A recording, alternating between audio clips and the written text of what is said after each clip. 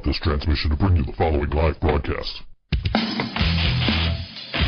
It's Wednesday. It's 6 p.m. My headphones are on backwards. Mine aren't. ThinkSoJoe Show, Brian and Joe. I turned the wrong thing down and the wrong thing up. Hi. Hi. I've never seen anyone eat pizza so fast. It's like, I got 10 minutes. I need to hurry the fuck up and eat and be ready for the show. I'm dying. I don't know. I eat Chinese food on the air sometimes. Yeah. Well, I kind of figured I'm the host, so I should not be eating on the air. Yeah, it's okay if I eat on the air, thank God. One time on Board Wrestling Fan, I was so hungry, I ate like a whole block of cheese while I was on the air. That's just ew. Yeah, I know, but like, dude, I was hungry. I was fucking starving, man. Just like, I needed to eat. Just a block of cheese. And that was like the most accessible thing in my fridge. I was like, all right, cool. Let me hit this up and let me eat. And the mayonnaise was just a little farther away, so I just had a block of cheese. It was just like it was like the one thing I didn't have to like throw in the microwave or nothing. And you know, the only break we get on Board Wrestling Fan is we have one song break in 2 hours. So it was like, okay, I need to grab something to eat. Okay, this will do. So you're gonna watch the football game on Sunday? Oh my God, I can't believe. Okay, so for the first time in all WNY radio history, these words are going to be uttered. The Buffalo Bills are in the playoffs. Yay. The Buffalo... Were you there? When you were watching the game with me. That's right. I was cheering for the other team just because this guy was like jumping up on the bar. You and I were both rooting for the other team. This guy was jumping up on the bar, and he's, the fucking Bills are in the playoffs. There's a minute 22 left in the game. The Ravens have the ball. Joe Flacco is a capable quarterback. He's won a Super Bowl. Yeah. Okay, like, let's give some credit to the Baltimore Ravens here. They could have come back, and they could have won that game. They didn't. And thank you, Bills, and thank you to the Cincinnati Bengals. The Buffalo Bills are in the playoffs. Thanks to another team. Yes, thanks. Buffalo Bills. Thanks to the Cincinnati. And apparently the city of Buffalo is sending some chicken wings to the city of Cincinnati. Not buffalo wings? No, chicken wings, because buffalo wings are wings that wish they were made in Buffalo. Nice. See, so that's... But yes, so apparently they're sending wings to Cincinnati for the Bengals beating the Ravens and getting the Bills into the playoffs. I had some good wings on what was that? Sunday, yeah. Turn that down. What was the place? From Brando's? Brando's? Yeah, those are pretty good wings. Yeah. Did you have the pizza? Did you No. eat any of the... Of course you didn't eat any of the pizza, because you're from Long Island and you don't understand buffalo pizza. What do you mean I don't understand it? It all tastes the same. It's just crappy. This is the opinion of a Long Islander. Well, yeah, and it's like, and everyone goes like, oh yeah, well when I'm in, when we're in New York City, you show me what good pizza is. I'm like, okay. They're like, oh really? I'm like, yeah, I don't give a shit. I'm like, pizza's where great pizza is where you find great pizza. And I was privy to that conversation because it was Luke from XM Priory. Yeah, and then Luke came to me. He's like, how do you like your wings? And I'm like, plain. And he's like, ew, you're disgusting. I'm like, no, like, do you mean like with a sauce? He goes, yeah. And I'm like, barbecue. And he's like, oh, that's not real. And I'm like, well, I like barbecue. I like barbecue. And there's a really good barbecue sauce some places have where it's a sweet and a spicy. So it's like barbecue sauce. It's like someone took barbecue sauce and then also put Red Hot on there. Right. And that's really good. But just throwing Frank's on shit, that's not hot sauce. Going like, let me throw some melted butter and some Frank's on there, and then it's good. It's like, no. Throw some salt, pepper, maybe a little cayenne, some chili powder, red pepper flakes. Like, there's a process. And I think the problem is a lot of people get lazy. Like, I didn't like Duff's. When I went to Duff's, I spent $100 on Duff's. I tried all of their wings. I've never had Duff's. I've never had Anchor Bar. I've had Anchor Bar wings, but they were like Anchor Bar wings that were sold to Tops and then resold. Yeah, that doesn't count. Right. Yeah, like I had Anchor Bar, like last time my buddy came by, he was just like, we went to the first time he came here, we went to Pearl Street Brewery because I really liked their wings, and he loved their wings there. Right. We've talked about Pearl Street before. But he was just like, hey, I was told the Anchor Bar was like the first. I'm like, yes. He's like, let's go. And I'm like, well, there's one in the what was it? I said there was one in the airport. And he was just like, no, I want to go to the original one. I'm like, great, now I have to go to downtown Buffalo for you. So, right, over on Allen Street. So we go there, and the wings are pretty good. he got some hot wings. He got a double hot. Not on Allen Street, but on Main Street. Yeah, Main Street.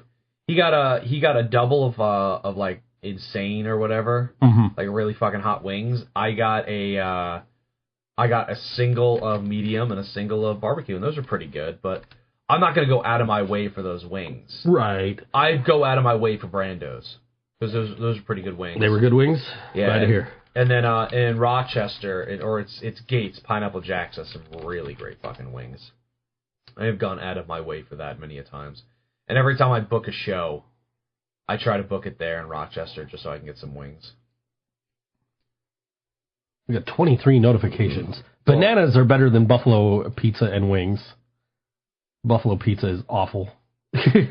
All this from Lady Laura Moore. Well, the thing with pizza is... If she thinks this is a repeat, why is she listening and why is she commenting? I mean, why wouldn't she have commented on the original broadcast? I like her Moore spelled with her last name. Always. I love that.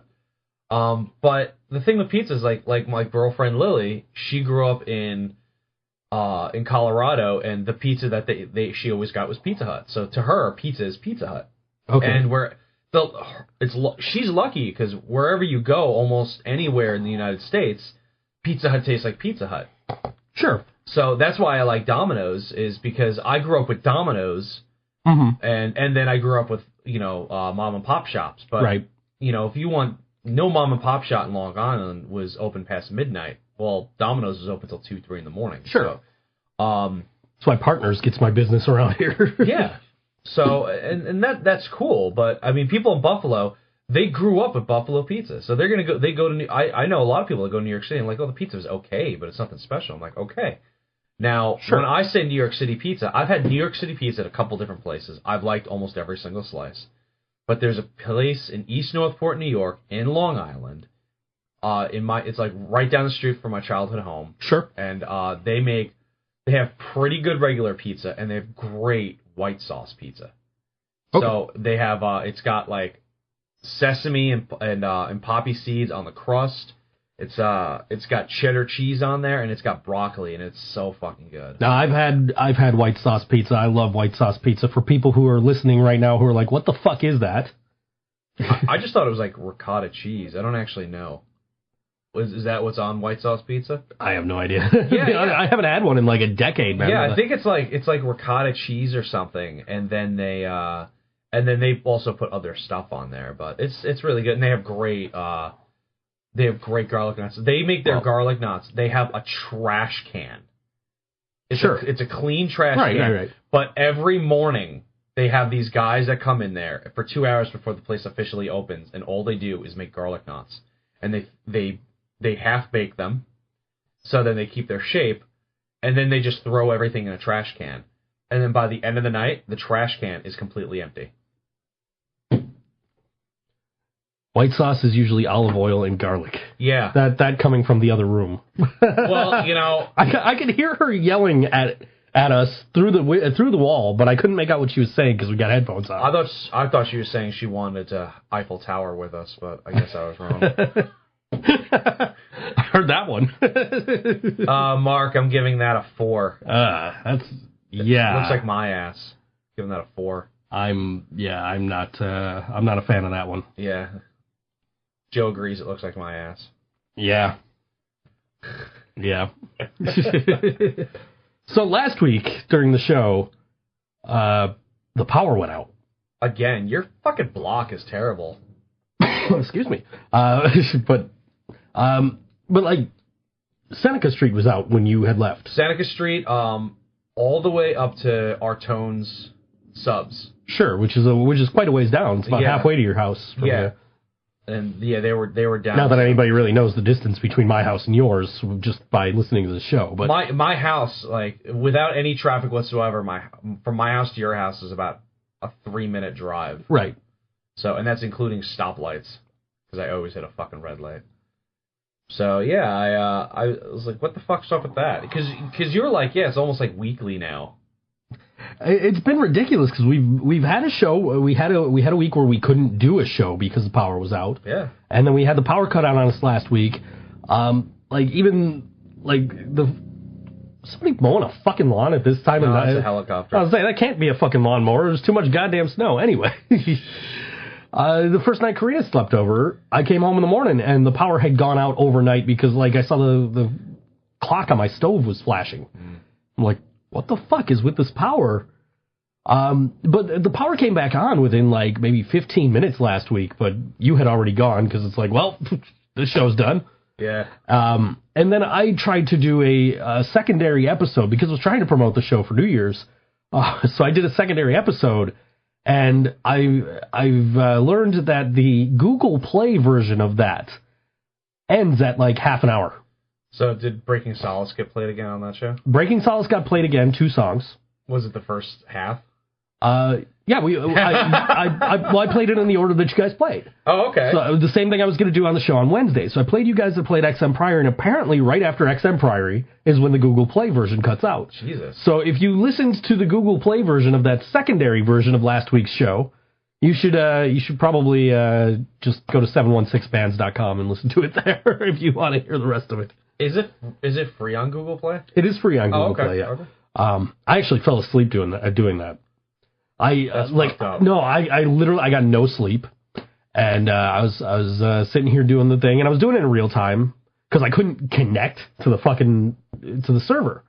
I have no idea why. Couldn't connect to the server, so I'm having all kinds of problems already. I couldn't connect to the server, so I'm sitting here. All right, I'm just gonna do this. I was doing it in real time, just recording it in Reaper, and I'm like, I fell asleep like during playing Billy Draws 2, and like my kid was here. So I was asleep, and I hear the knock at the door, and I just kind of got up, and I, like, turned around, and I tried to, like, get up out of the chair with my headphones still on, and I'm, like, stumbling across the room. Nice. And then I hear, are you all right? Open the door. I'm like, holy shit, I forgot you were even here. Well, Dad of the Year, ladies. Dad of the year, right. Dad of the Year. Ending 2017 on a high note. Yeah, totally. But then I, cut out 2 Billy Draws 2 songs, because I got to, like, 4 of them before I woke up. So I cut them down to 2 songs, and I played a Tokyo Monsters song, and I'm like, all right, let me upload this shit, and apparently Google Play only got half the fucking upload. That's fucking weird. Yeah, I don't know what the deal is, but yeah. So that happened. So hopefully the power stays on tonight. I would like that. It's funny, because you like grabbed your phone, right, and you're looking for you're pulling up your flashlight app on your phone. Yeah. And I'm looking for my phone, and Karina's in the bedroom sleeping. Because we bore her to death. And she's not even online anymore. She fell asleep. Are you sleeping? She said no from the other room. She said she's waiting for us, guys. Yeah. So she's sleeping. We go in there, and she's like, what's going on? Like, power's out. Next thing I know, she's got a headlamp on. Like, yeah. Like, goddamn, she is always prepared for any scenario. Yep. I have so many sexual jokes right now, and I know you do. Really hard not to use I know you do. All of them. Maybe some of them.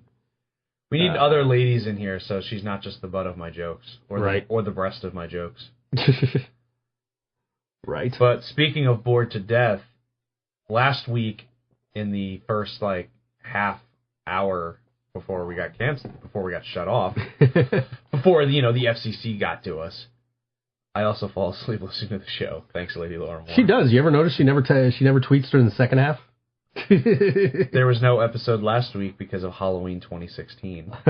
When will Joe record a new episode of the ThinkSoJoe Show? I need more episodes. I just like that she keeps saying more. Anyway, yeah, so we were talking about pop punk last week. Yeah, we were talking about pop punk. Well, because we did the thing. It was one ad to go. It was Good Charlotte, Simple Plan, Blink-182, and Sum 41.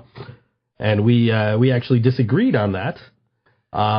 Because you indicated Simple Plan and I said Good Charlotte. So well, and the thing was I was talking about California. I was talking about California and how everything sounds the same on California, and I don't like this how the tones are all the same and stuff like that. And I hadn't given the second the second CD, I guess, from the special edition. I hadn't gotten that given that a try. So I actually listened to it the next day. And I was blown the fuck away. Like, it was, I absolutely fucking fell in love with it. And now I'm, listening to it nonstop. And it's, the best part was I asked Lily, who does not like Blink-182, I asked her, I'm like, can you listen to the song and tell me if I'm just crazy or if this is a really good song. So I gave her the song 6/8, and she goes, "It sounds like you playing guitar." And I'm like, "I'll take that as it's a good song. Thank you." But yeah, it was I love it. And then if you listen to the album, the second part of California, the tones are very different song to song. It's not all the same. And then they also have effects like phasers and flangers in there too. And I'm like, there you fucking go. So and then I listened to Billy Talent's newest album. I think it's called Afraid of Heights. And the songs, from song to song, the guitar tones and the drum tones are a little different. Sure. And I'm like, there you go. There you fucking go. I was right. So, and I'm just trying to figure out, maybe you just get too lazy, or you just go, like, I like this guitar tone so much. Like, again, Metallica, I mean, the newest album is just, Hardwired to Self-Destruct is just, it's all the same guitar tones and drum tones, and maybe it's just like, okay, well, this is it. These are the tones we absolutely love, and we're just gonna keep doing them, for the exception of a little bit of bass here and there. There's some like distortion thrown in there, but yeah, that album. If you haven't given it a chance, give it a chance. I mean, take it from a guy that didn't give it a chance originally, and now I'm like, damn. And now I wish that they played some of those songs when we saw them. I'll have to check out that second half again, because when I listened to it, I really didn't care for it much. Because like the song 6/8 is great, because it doesn't sound. It sounds more like Alkaline Trio, and now it makes me want to. Now it makes me really want to take a listen to Alkaline Trio. Sure, but it's really like I mean, like 6/8's great because the beginning is like and it's like it's Travis not playing Travis Barker beats throughout every song. It's him like really playing to the song. It's not him going, "Oh, this let's do a hip hop beat on this one." You did it on the last three. Yeah, hip hop beat. It's like, it's definitely like a little bit more pop punky. Sure. And this, I think this is what they did. Because they said it like, hey, we spent like 6 months writing and recording, and then they got a producer. And they realized that everything that they had written and recorded didn't really sound like Blink-182. And then they recorded with the producer, John Feldman from Goldfinger, and he helped them find the Blink-182 feeling and tone and style. And that's what the first California album is. And then I think what they did is they went back, even though they liked some of the songs off of the special edition stuff, the B-sides, I guess you could call it. So they went, let's finish these up and throw it out on a special edition. And the reason they did that is they can go, now, this is what we can create. We don't have to just play Blink-182 like it was off of Neighborhoods and the Blink-182 untitled album or self-titled album. So, and that's what I'm hoping they're doing. They did this. They gave all these songs. It's like 8 or 10 songs, and so they can go, hey, this is what to expect. Don't expect Neighborhoods Part 2 or Part 3. Expect something more like this. Because even Mark, I liked Mark's lyrics more in the second in the B-sides collection, and I also really liked his singing, because he was singing in a lower register. He was singing more of like the Miss You register than he was on the A-sides of California. I don't know how to say it, so I hate saying B-sides a lot of the time, because like Not Now is a B-side. And it's like one of their most popular songs because it went on the greatest hits. Sure. What's the other one? Shit. I'm not gonna remember it unless I look it up, because I put their whole discography on here. It was the only song on the Mark, Tom, and Travis show that was released. Blink. Yeah. Oh my god. I have no idea. So I hate that I'm gonna point out that I have no idea what song you're talking about. Man Overboard. Yeah, okay. Man Overboard was a just to kill time while you looked it up. Thank you. Yeah, thank you. Yeah, Man Overboard was a was a B-side off of Enema of the State. Right. So they put it on the Mark, Tom, and Travis show so it could have a single, because everything else was live on it, and then that helped promote it to multi-platinum status. Lady Laura Moore goes, I know this is a recording from November 2016, but can Joe shut up? And how does B. Lee Muller spell more? I spell it Moore. And I also fall asleep listening to the show. Yeah, I just said that one, but yeah. Hey, sometimes I fall asleep listening to my other podcast. That's true. What's this? Those are from my birthday show. They were in my they were in the cash box that I gave to Scott. Oh, pre-order discount tickets at. That's nice. Yeah, that is good card stock. That is good card stock. Yeah. Too bad only two of those bands were on here. Yeah. Oh, I gotta talk to you when I get off the air. Okay, we can. I just remembered that. Yeah, we'll talk. So, God, so many funny things. Yeah. I think that's all I got. What do you got? I'm sorry. So thanks to everybody that came out on Sunday night. I came out. Rang in the new year with us. Yes, you did. You were there the entire night. You were there through the drunken Bills fans, through the drunken everybody else. I gotta say the sound was pretty decent on when I was listening to the Tokyo Monsters. Yeah, I was really impressed with the sound guy, and even the beer union guys came up to me and goes, "Yo, that sound guy's really good," and I'm like, "That guy." Yeah, right. And I was like, but yeah, the sound was pretty good. I'll give Chuck credit, man. That's a lot better than the last show we had there. Yeah, him and I were discussing his gear and stuff, and I'm like, and just stuff like that, and I sort of foreshadowed. I was like, yeah, some people don't think that you can mix really well with, such old gear. And he goes, no, you definitely could. And then all of a sudden, just like. So he wanted to prove something to you. Yeah, maybe. I gotcha. Joe, shut up. From Lady Laura Moore. You're so mean. Yeah, that's her gimmick. God. Mark's gimmick is sending us men's asses, and Laura's is. Nice wiener, dude. Laura's is making fun of us. For whatever reason, even though she thinks it's a replay from 2 years ago. Excuse me. Yeah, man, I thought he did really well. I think he really redeemed himself from the last show that he did with us, and yeah. And now you're never playing there again, right? Well, no, we're there in February. You're there in February? We're there in February. We're still waiting to confirm a band on that show. Really? Still, yes. Do you need me to play? Silence the Cynic play. Well, I did talk to the front man the other night because he was out at the New Year's show. Of the band that I'm waiting to hear from. So hopefully he was sober enough to remember to relay the message. I will shoot them a message later this week and try to confirm them. But the other bands on the bill, I will tell you, are THC from Rochester, THC, the Scarecrow Show, and the Dreadnecks. Yeah, and that's why the Dreadnecks can't come to my show. Because you're booking people when you shouldn't be booking them. Because you should only book them for my shows.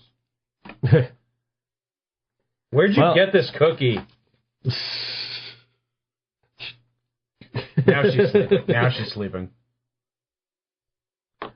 She's not responding. Why is she sleeping so much? What are you doing to her?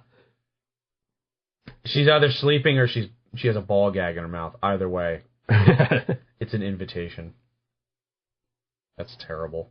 God, that's horrible. It came out of my mouth. I'm like, no. This is the guy I chose to co-host this show, ladies and gentlemen. It's just because I'm the only one that'll keep coming every week, and I don't even come every week.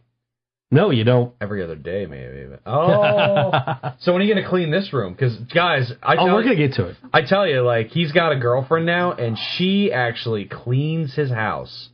And it is amazing. And we're going to get you some new furniture. And then we're going to, kill your cats and skin them and stuff them. That'll be the new furniture. We'll just upholster the furniture. Oh, my God. We don't condone these actions. That is creepy. Yeah, we do not condone killing and stuffing cats and whatever else we just said. Maybe you don't. What's this we? Okay, I don't, and All West New York Radio doesn't, but maybe Brian does. I don't know. God, it's such a mess in here. Do I have proof that this show wasn't recorded on November 2016? The Buffalo Bills are in the playoffs. Yeah, that's true. Wow, that's really good proof right there, actually. It is. I've never been able to say that on the air before on any of my podcasts. When I was in college, I couldn't even say that on the air. That's how long it's been. Yeah. The Buffalo Bills are in the playoffs. For at least one more game. I tell you, man, like, as much shit as I give the Buffalo Bills and how much I despise the Buffalo Bills, fuck it, go win you guys a Super Bowl. Do it. Who do they have to face? They're playing Jacksonville the first week. That's not bad, man. No, it's not terrible. There's a chance. That's a chance they're getting into the second round. Since Gary Barnage is no longer with them, they got a chance. Gary Barnage was never with Jacksonville. He was with Carolina. You're thinking of the Panthers. Thing. And then he was with the Browns, who, by the way, after they cut Gary Barnage, didn't win a single game this season. That's insane. They went 0-16. The perfect season. So, like, did Gary Barnage play this season? Gary Barnage did not play this season. I'm disappointed in that. That's a little fucked up. That's my boy, man. I wish he would have signed with Buffalo. You realize Buffalo wouldn't have had to have Cincinnati win had they signed Gary Barnage in the offseason. Yeah.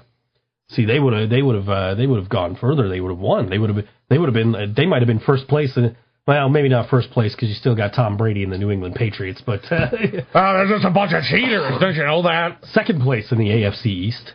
So, which I think they got anyway. So if they beat Jacksonville, who do they face then? You know what? I don't know. I think it depends on who wins the other wild card game, who they play.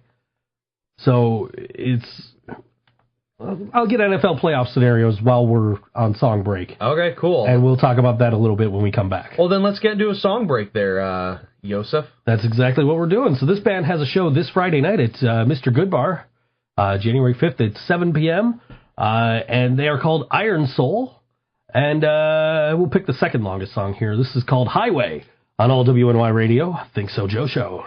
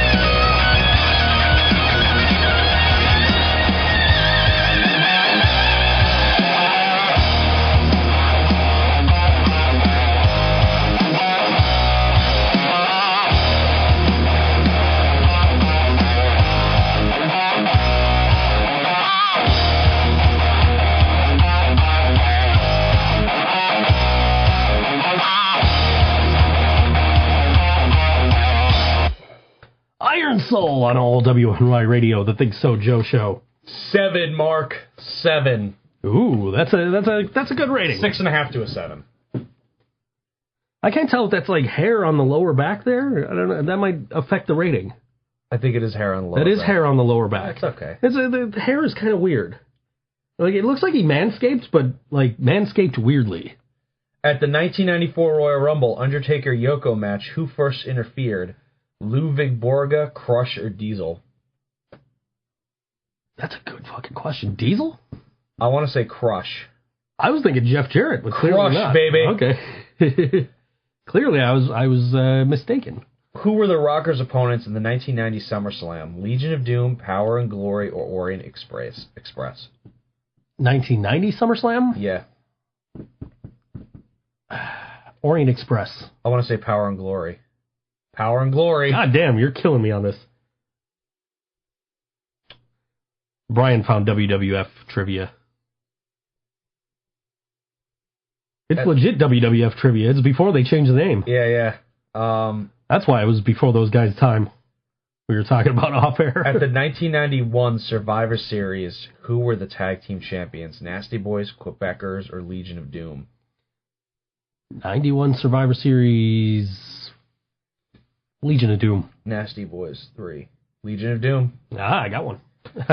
Who sang Demolition on the Pile Drive album? Jimmy Hart.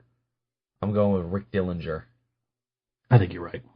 Rick Derringer? Derringer. Rick Derringer, yeah. I was close enough there. I have Pile Driver. I have the wrestling album. What celebrity kicked off the WrestleMania 4 tournament? I want to say Vanna White. Robin Leach. Huh.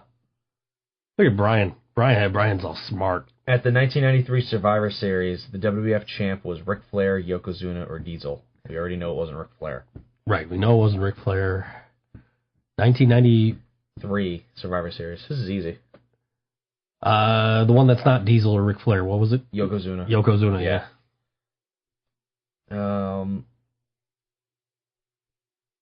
Who was Hogg's opponent? I'm guessing they mean Henry O. Godwin. I'd imagine. Opponent at the September 95 In Your House. Dean Douglas, Bam Bam Bigelow, or Psycho Sid? Bam Bam Bigelow. It's got to be Bam Bam Bigelow. Psycho Sid? Really? Wow. That's, that would not have been somebody I'd put up against Henry O. Godwin. Yeah, right. At the 1993 SummerSlam, Bret Hart's first opponent was Doink, Hakushi, or Yokozuna. Doink. Yep. Anyway, so before we went to song break, we were talking about the Buffalo Bills and the playoff scenario for the AFC, and what lies ahead for the Bills should they beat the Jaguars. Doom! Basically, yes. Say it again. Doom!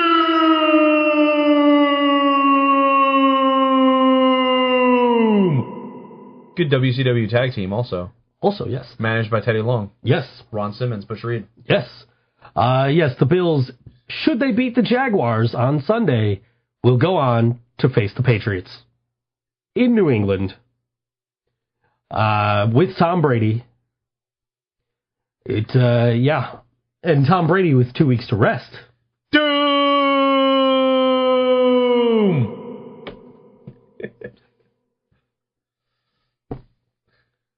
So, it's just hilarious. It's like, yeah, they made it to the play. No, they're going to play the Patriots. Shit. Apparently someone's looking for playoff tickets. I mean, I've seen what regular season tickets go for. So, well, first of all, you're not going to a playoff game here because they're not going to have a home game. I know, it's good. Someone's trying to get tickets to the Jaguars. Okay. Playoff game. So they're trying to go to Jacksonville for that. Okay. Which is nicer. I would imagine. Which means they'll probably lose. I mean, the Bills did just beat Miami. In Miami. So, I mean, they could beat Jacksonville. They could have just stayed in Florida and had a nice couple of days off. Maybe they did. Who knows? Maybe they did. I would have. I'd be like, fuck that. I'm not going home. Fuck you. Fuck you. It's warm here. I ain't going to 13-degree fucking Buffalo. Fuck that Buffalo shit. What was this about, like a 95 fucking car pileup on the 90 or some shit yesterday? Yeah. It was fucking bad, man. Don't make jokes about people dying. No, I'm not making jokes about people dying. I don't know. Like, I literally don't know much about it other than, like, I've heard varying numbers, and I saw somebody this morning said that the actual number was 22. Of what? Of the cars in the pileup. No.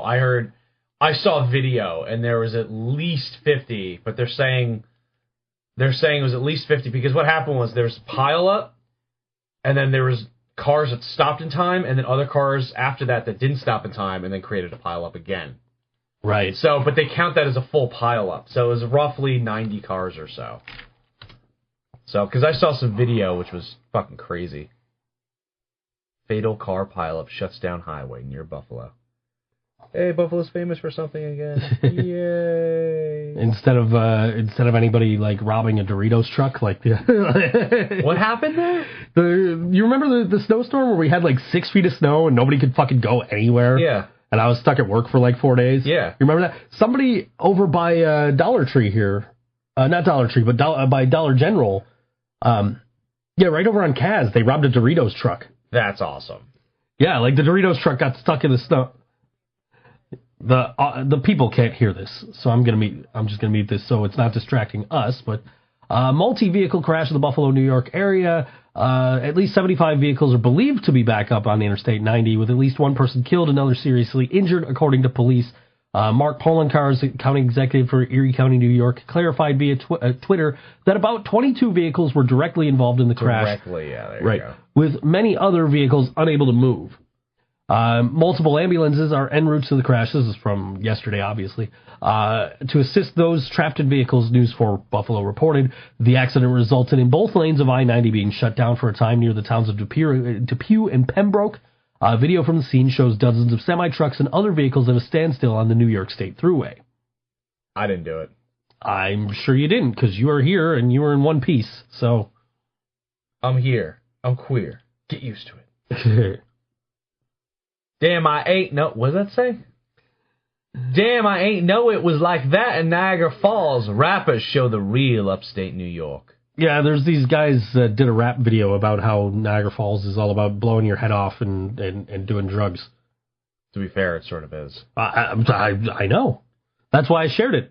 I was like, this is the city my mom thinks I should move back to. And my mom actually commented back, and she said...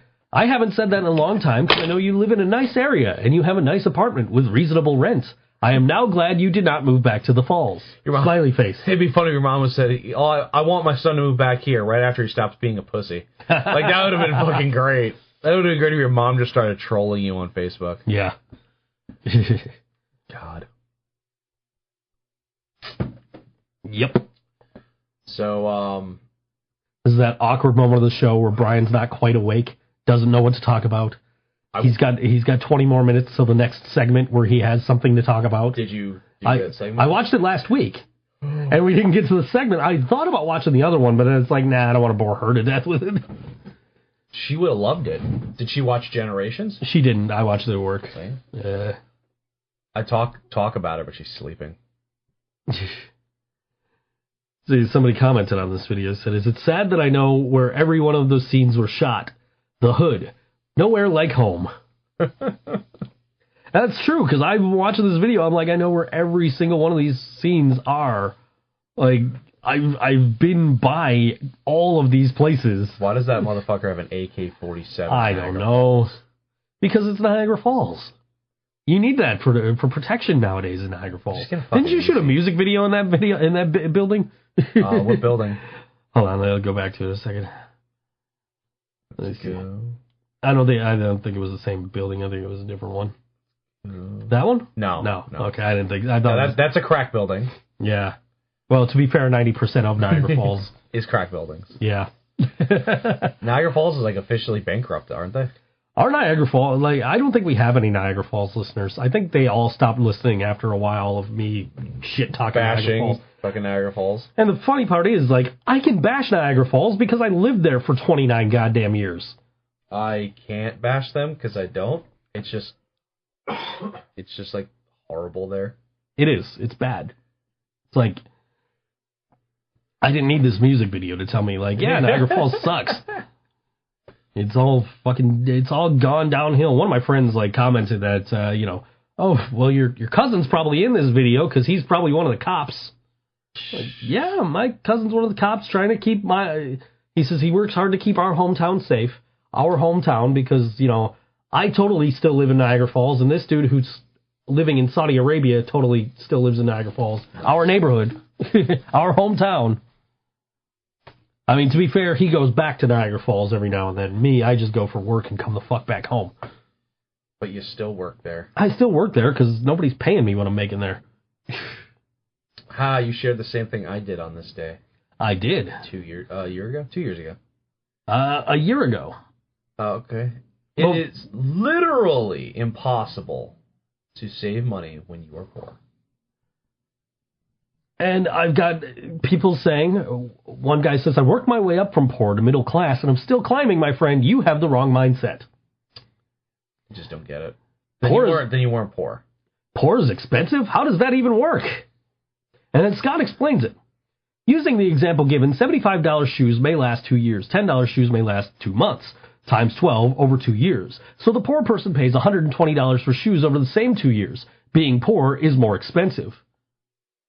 It's almost like you didn't even read the post. that literally popped up as we're reading this. Thank you, Scott. I don't know if Scott's listening, but...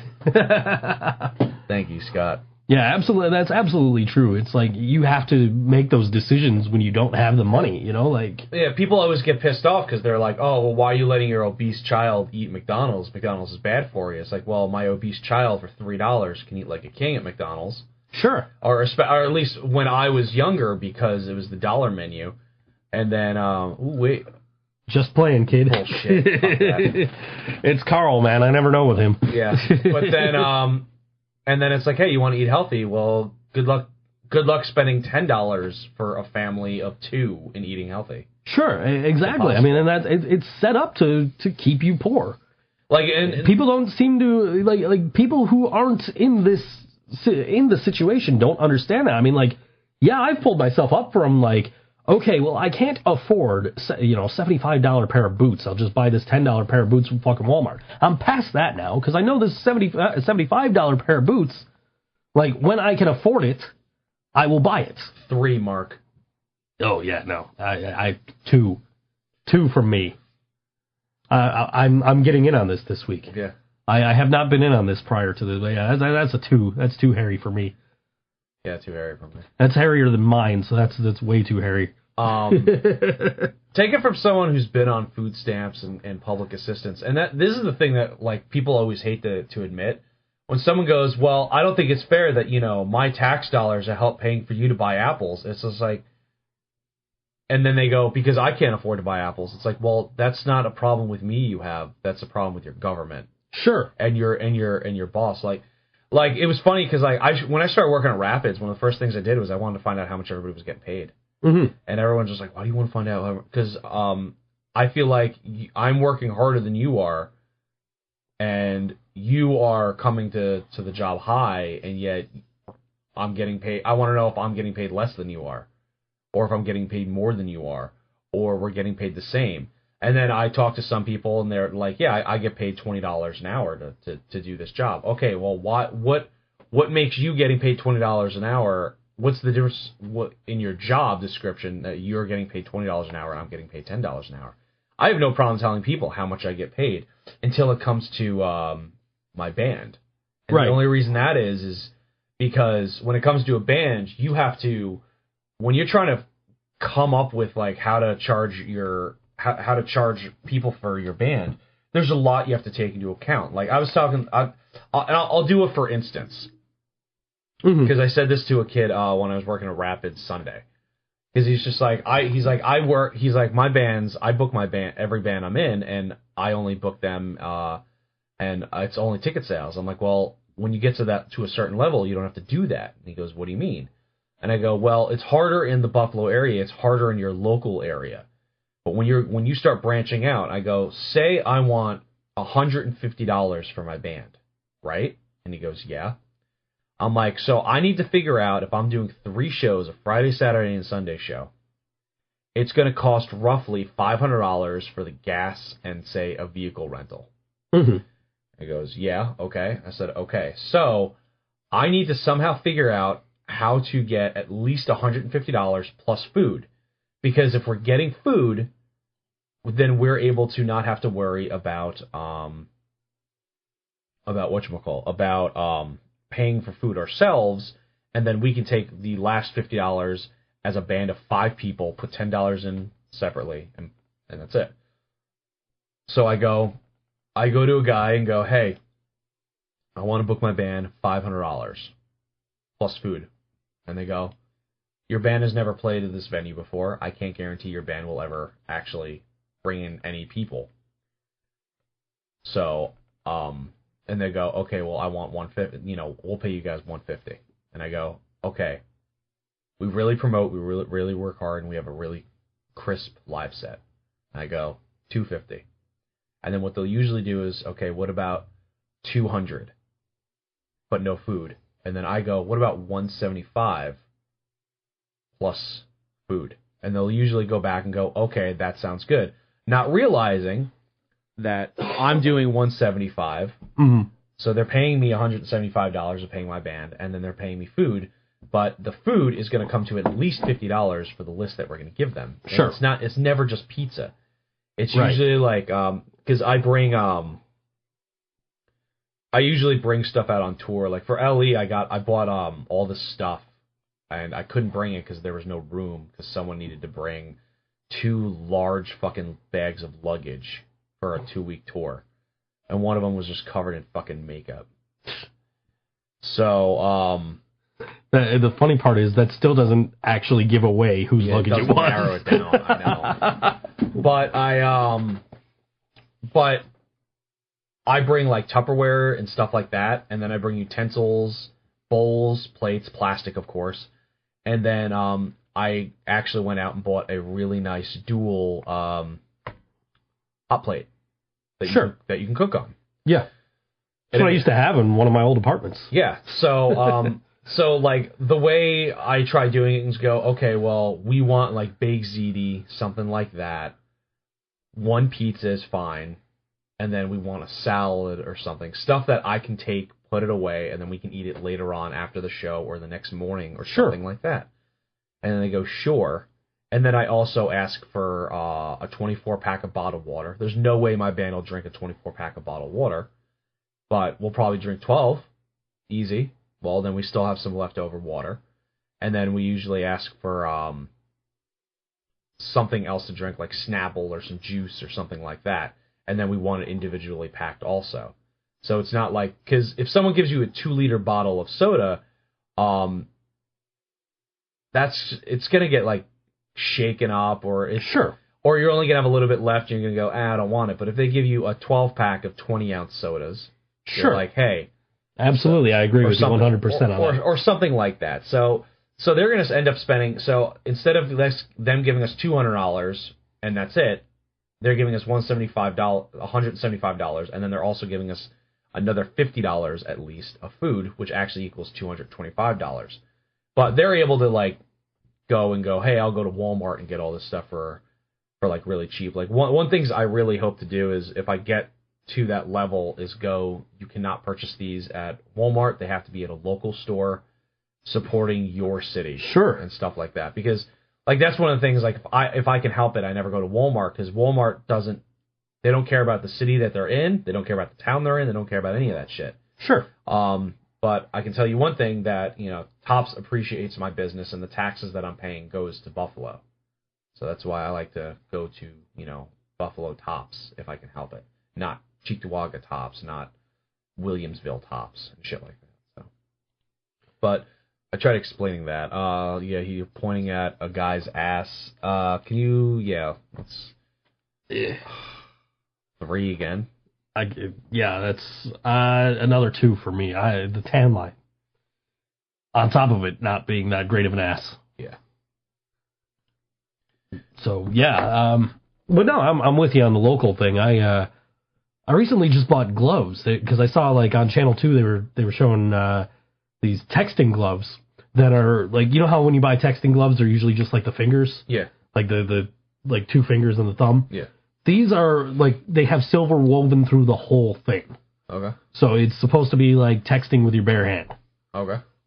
So I went on and found the deal, and they were from a local place. I'm like, yeah, now I'm definitely buying them. Yeah. Because it's supporting a local business. It's a local food place, which is kind of weird, but, whatever. Yeah, something. Yeah, it was whatever. Helps out. Well, like, people are always like, oh, they bitch about Buffalo, and they bitch about all the shit in Buffalo, like, the plows are terrible, and this and the other thing. I'm like, well, if you want more plowing, then you have to spend your money in Buffalo. Right. Because your taxes go to Buffalo. They go to Buffalo schools. You want your school district to be better? Well, then spend money in your school district if you can help it. Mm-hmm. Like, Amazon's not the first place I go to. It's not. When I look for anything, like, and that's the thing. There aren't many local electronic stores. And then there's no Radio Shack in Buffalo. All the Radio Shacks are in like Cheektowaga or Amherst or shit like that. And they're you never know what the fuck they have anymore, because apparently every Radio Shack's going out of business, but not really going out of business. Radio Shack only has like 90 stores left. I know, but there's one of them is right here in West Seneca. Yeah, that's weird. But have you gone to the one in West Seneca? No, because there's nothing in there. No, I know. So, and I'm like, I called them the one day. I needed a cable, and I don't remember necessarily what it was. I don't know if maybe it was another like RCA-Y cable that goes like to a quarter-inch jack or whatever. But like, I called and I'm like, hey, this is what I need. And they're like, yeah, no, we don't have that. Like, well then, fuck it, I'll order it online. Exactly. Like.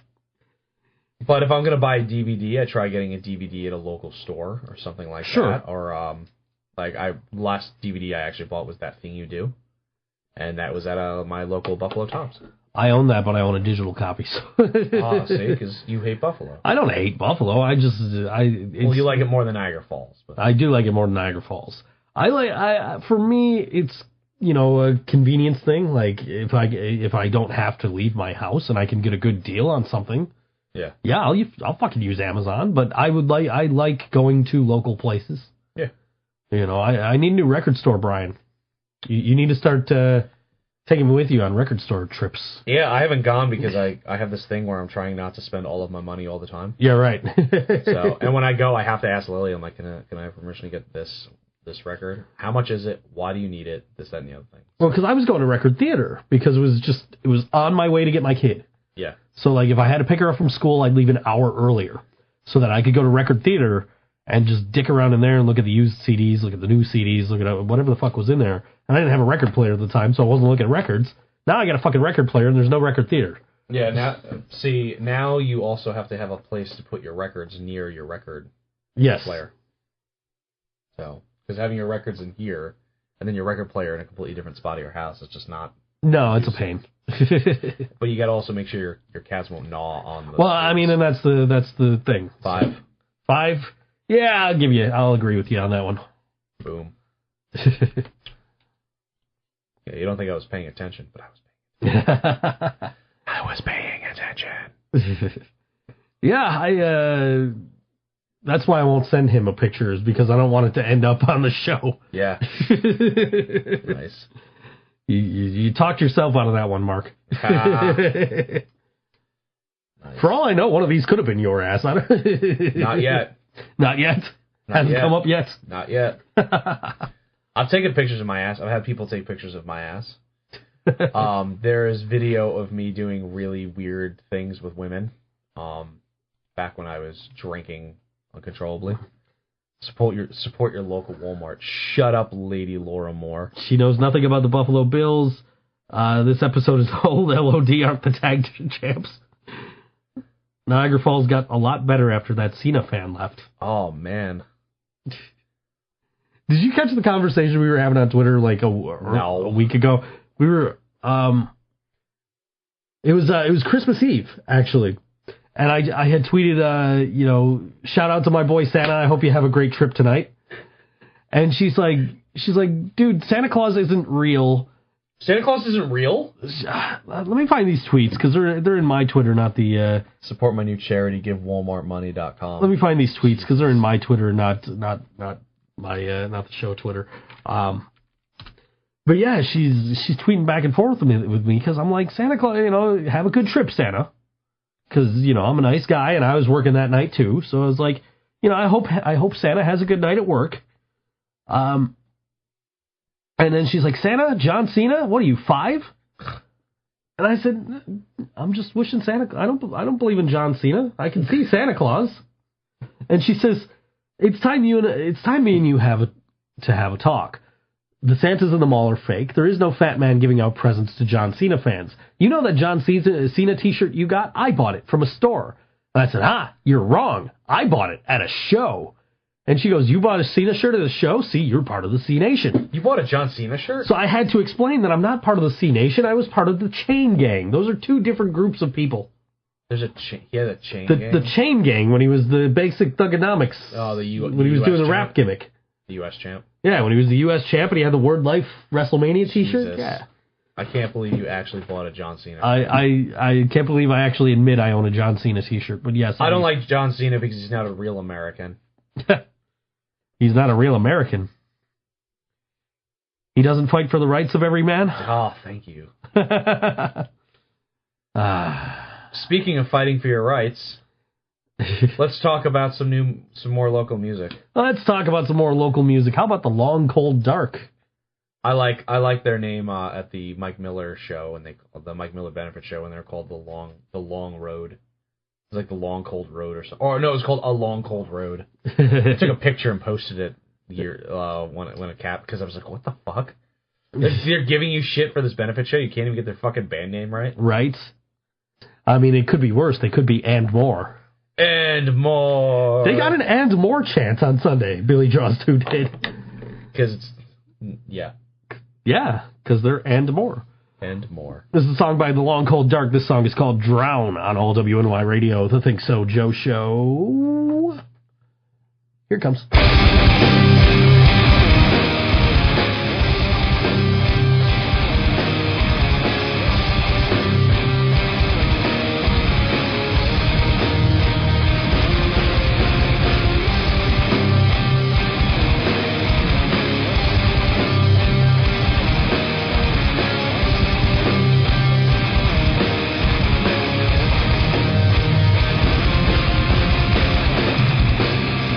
One proud network.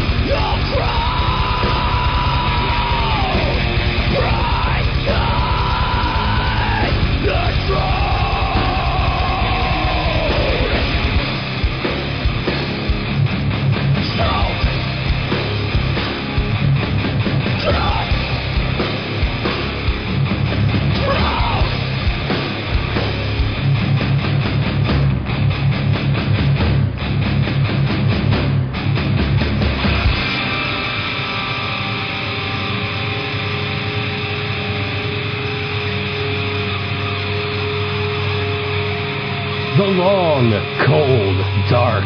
The long, cold, dark on the ThinkSoJoe Show. Oh, Western New York radio. Oh, Epic rap battles of history. They might be coming back.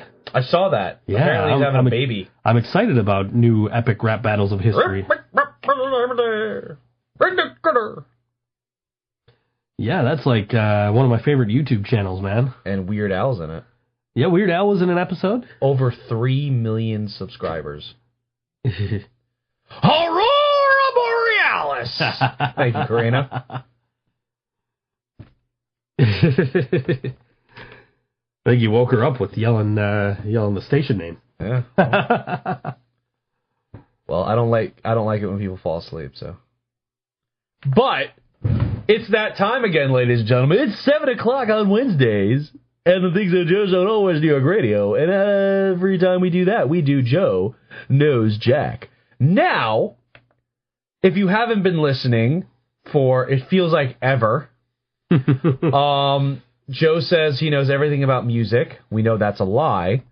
But he says he doesn't watch movies or TV, really. He'll watch, like, The Simpsons or... Sure. Or The Simpsons. Sure. Or The Simpsons. Sure. So, or other Fox shows like Gotham. And wrestling. I know you had a problem with Beat Shazam. But I enjoy that show still. I understand your problem, and I do agree with you to a point. But at the same time... You're like, oh, it's racism, though. It's fine. No, it's not that it's fine. It's that I like the concept of the show because... Yeah, I just hate it. It's just like, you're black! How do you know this rap song? Right, exactly. No, I completely get where you're coming from on that. But anyway, so Joe's just like, hey, let's give me some movies and I'll choose these movies. And then we went from that to give me these movie franchises and I'll choose these movie franchises to you're going to watch this fucking movie franchise. And from the beginning, he's just like, just don't give me Star Trek. So we've been working on Star Trek for a while. Aside from the 3 movies in the new franchise, we're 7 movies in now to the old franchise. Yeah, and we did skip the first one. We did, which we may go back to, but it will require me to also watch it because it's been so long, and I don't know. It's the Home Alone 5 debacle all over again. Do I want to have to watch this garbage? Right. So you have to watch this garbage. But anyway, Joe has liked the 3 newest Star Trek iterations on film. J.J. Abrams is everything J.J. Abrams touches is pretty much gold now. Good for J.J. Nerds unite. And then he started with Star Trek II, The Wrath of Khan. And he's like that. He's pretty much you've pretty much liked every film for the most part. Sure. And then finally you got to one of my favorite Star Trek films.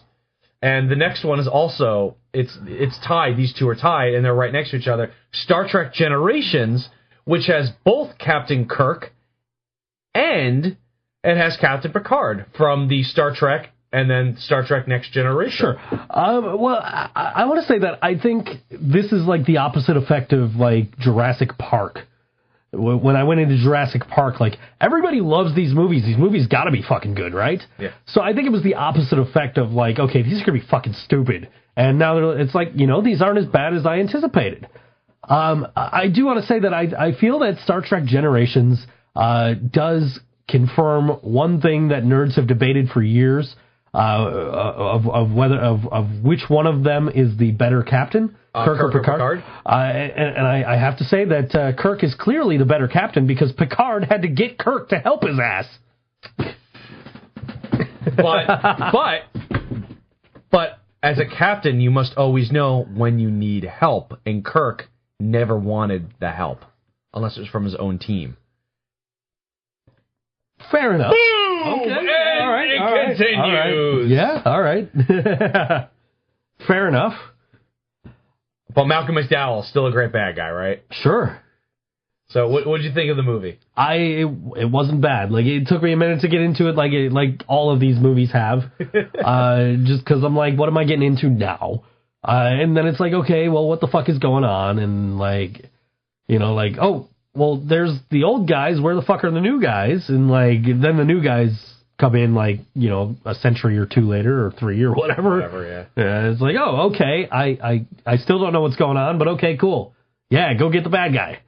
You know? Hey, Whoopi Goldberg's in it too. Yes, she is. That was like an interesting casting choice for me. I'm like, what the? Well, she always wanted to be in Star Trek, and she was in Star Trek: The Next Generation. Okay.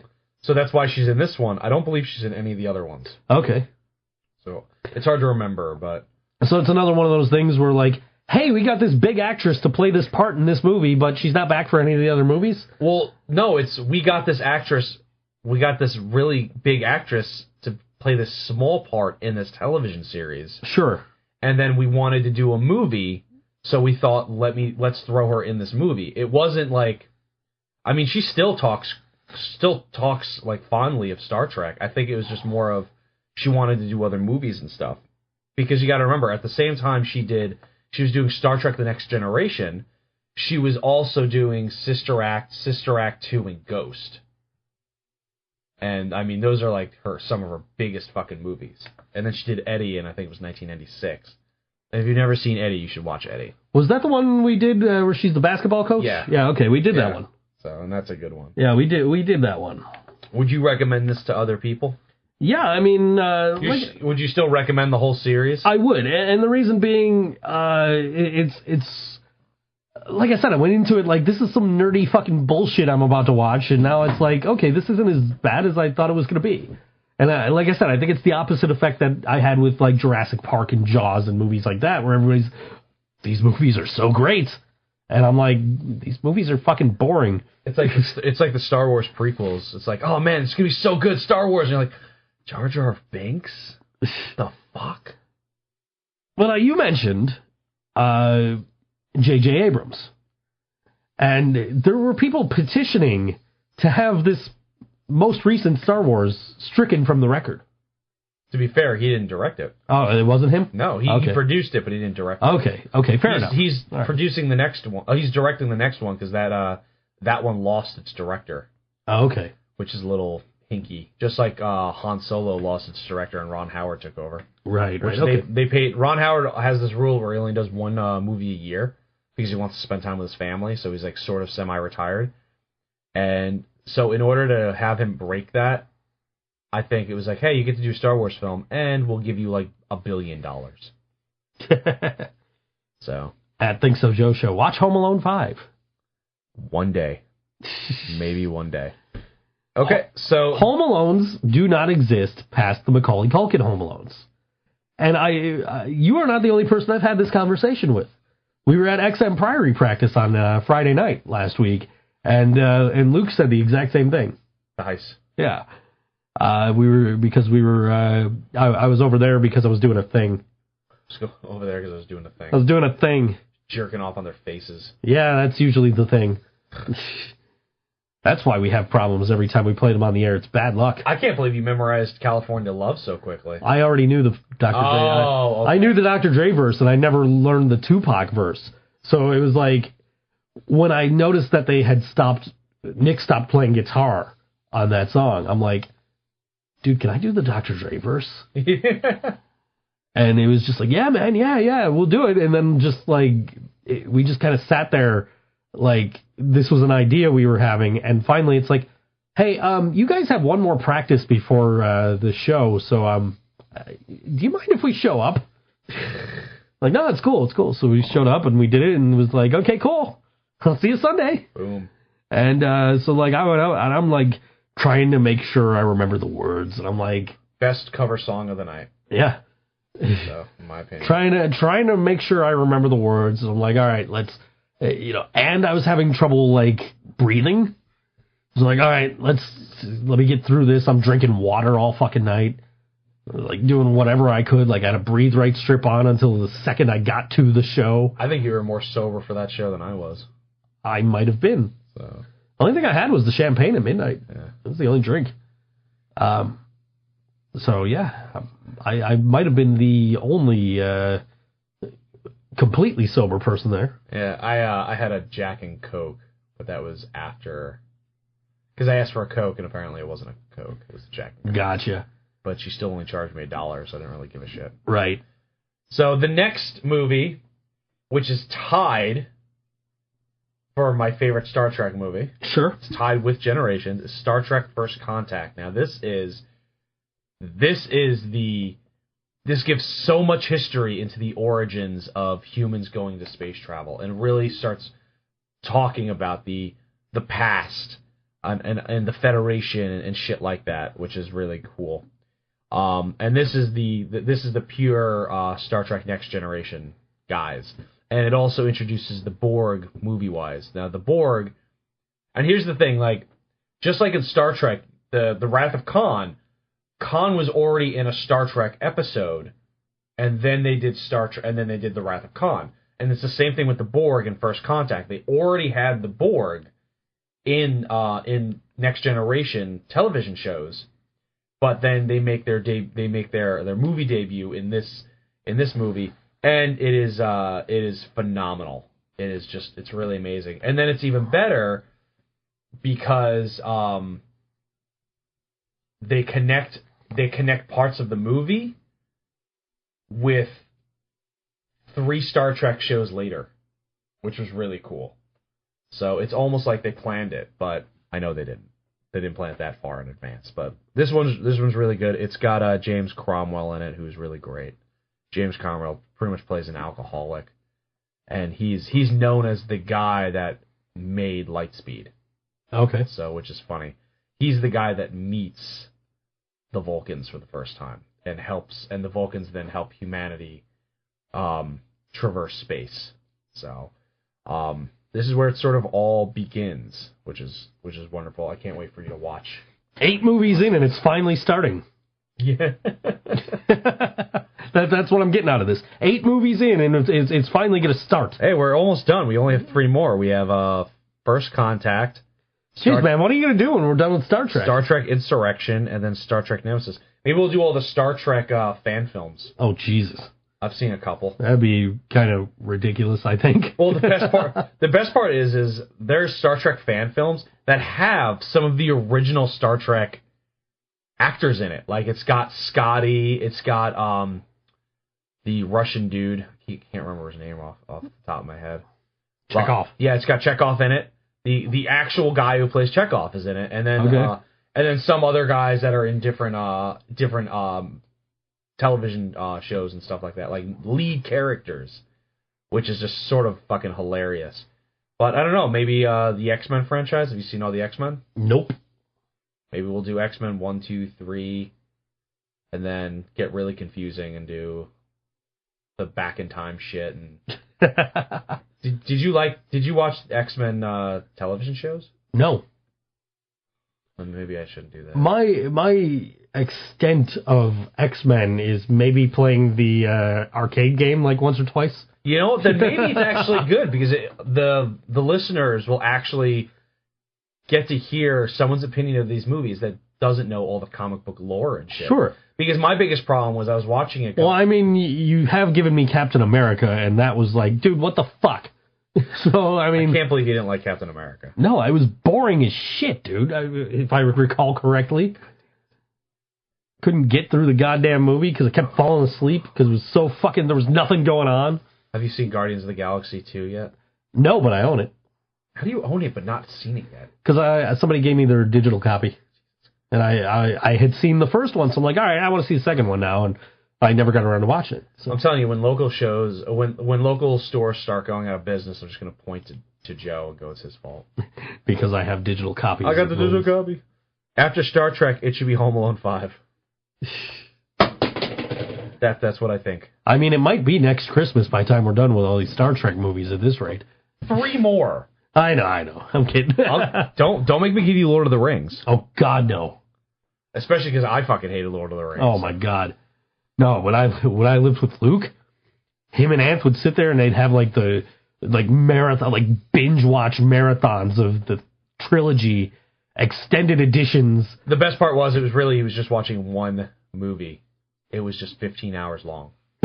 Oh, no. They were doing all 3 15-hour fucking movies. Fucking kill myself. Oh, my God, man. And then they'd play fucking Lord of the Rings, like fucking whatever the fuck board game they had. No, they would do Lord of the Rings trivia is what they would fucking do. I'm sitting there like, you guys are fucking dorks. Like, I'm gonna go play Xbox. Fuck you. Fucking nerds. I'm gonna stay here and watch Star Trek. The best part of it is I got roped into it. Someone's just like, you should watch Lord of the Rings. Sure. And he goes, I'll pay for the tickets and the food and everything. We'll go to the movies. I'm like, okay, because it was Return of the King. And he goes, what we'll do is every night they were having the extended editions for Lord of the Rings 1 and 2, and then it's opening night and you get to watch the third one. So it was like $50 or something. $50 just to see the 3 movies. I was like, okay, well, but it was guaranteed that you got to see opening night. So I was like, okay. After the first one, I wanted to kill myself because it started at 10 o'clock at night, and it was a 3-hour fucking film, and I'd worked the day. Right. I was like 16. I think I was 16 years old. So, and I'm like, this is terrible. And then like we watched another one. I'm like, come on. And then the third one, I'm like, well, at least it's not a fucking special edition. So it was only like 2.5 hours long. I'm like, yeah. I'm like, my legs hurt, and I sat here and didn't walk all this time. And it was just fucking terrible. Then he's like, okay, we'll go watch Punisher now. I'm like, thank you so much. It's like Randall says in Clerks 2, there's only one return, and it ain't of the king, it's of the Jedi. Yep. God, I love Clerks too. Uh-huh. Because it's just so fucking nerdy. Uh-huh. Listen, you know you're a nerd when you're fighting another nerd to discuss which nerdy film is the best. Yes. And then there's the whole discussion about GoBots versus Transformers. Oh, yeah. GoBots are like the Kmart Transformers. Yeah, who the fuck likes GoBots? Right? Christ. I don't know who the fuck these characters are. I want the guys I see on TV on fucking Transformers. I just hate that, like, Kevin Smith can't, like, do another fucking Clerks, and he can't do another fucking Mallrats. He can't do any of it because it's all owned by the Weinstein Company. He can do Mallrats, but why he's not doing Mallrats is he's going to do a series. No, he's not able to do it at all. He's not doing it anymore? Yeah, because what he was told was, Kevin Smith was like, I'll do a series because that makes more sense and blah, blah, blah. And then because he was told I think it was Paramount. I think that's who owns the rights to Mallrats now. I can't recall. But he said, like, someone told him who was in the industry that said, yeah, they have no problem with something like that, giving the rights so you can do a TV series and not another movie, because they don't really do TV series. Sure. And it just means more money for them because they get the rights. And then he goes there and they go, oh, no, we don't do that at all. We don't do that with any series whatsoever.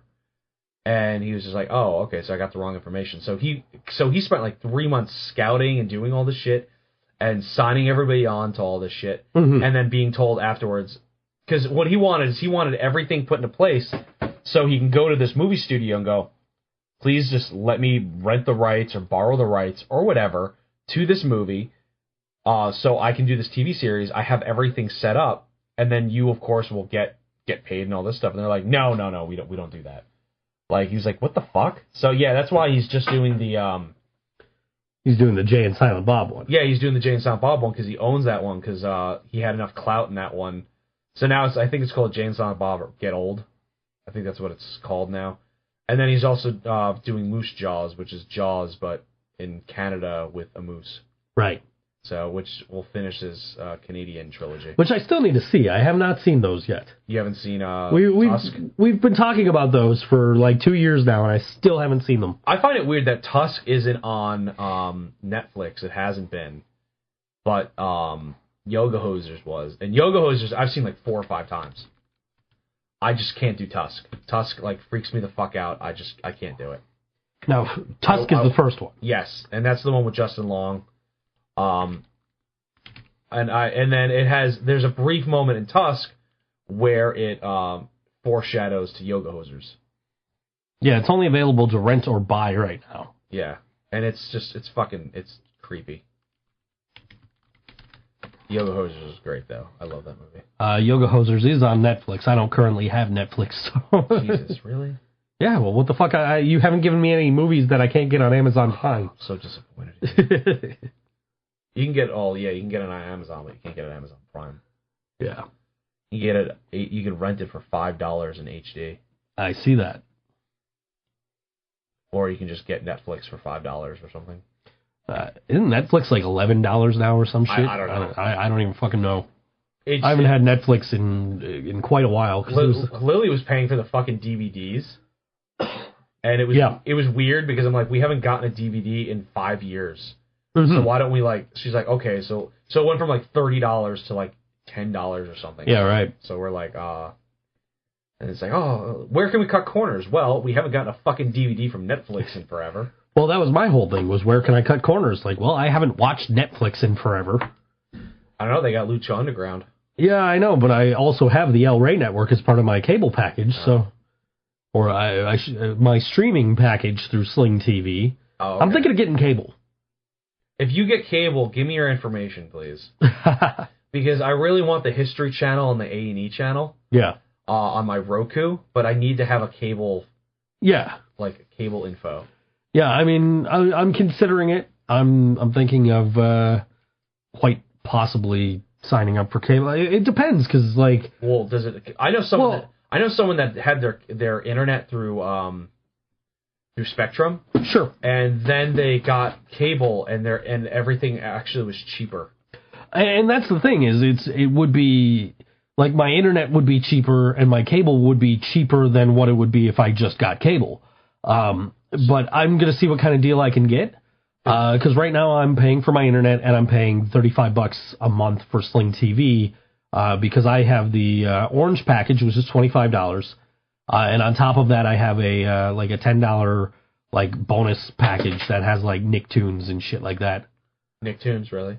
Yeah, well, Teen Nick, so I could watch the old like 90s Nicktoons at like 3 o'clock in the morning. Oh, like Rocko's Modern Life? Yeah. I finally watched Cat Dog for the first time in my life. One fine day, there's a wolf and a purr.